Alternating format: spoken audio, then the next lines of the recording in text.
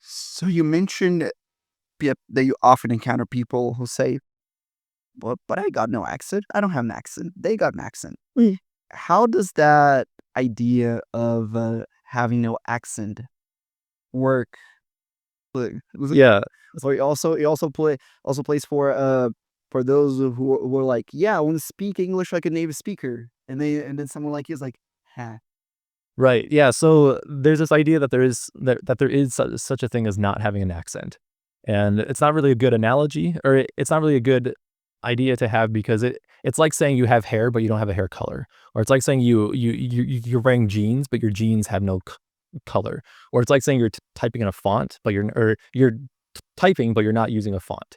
I mean, yes, jeans are usually blue. There is a default that is the most common and probably, is what most people think of when they think of jeans.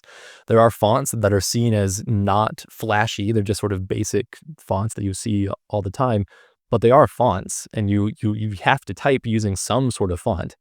And so that's how it is with language. Like, when you use language, you have to do it in some sort of accent.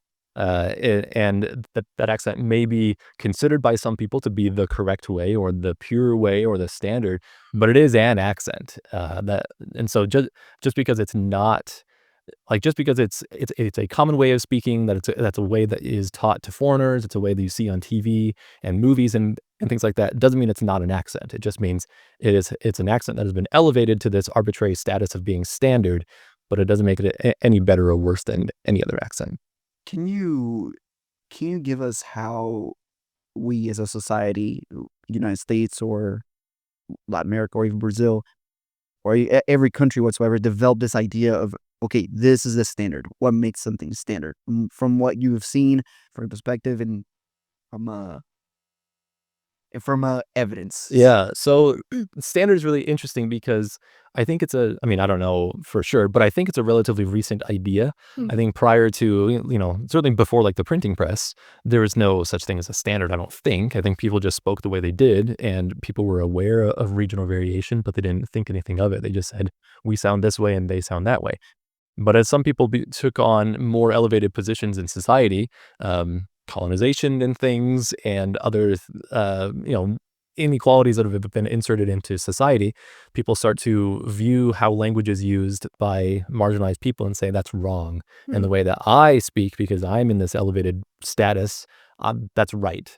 And there's no real reason for why the language of rich people is considered standard, other than they're the ones in power. They're the ones that can impose that upon us.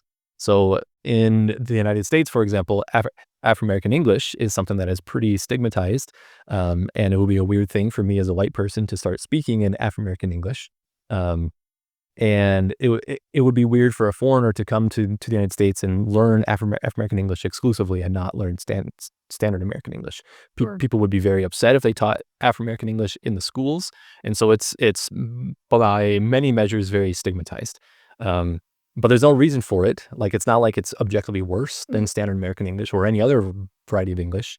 It's not like it's inherently less logical or less, you can't, like, yeah, there are lots of things that people have said about it, and it really comes down to Americans are really racist, and so they don't like the way those people talk, and so therefore the way those people talk is considered bad. Like, it really comes down to that.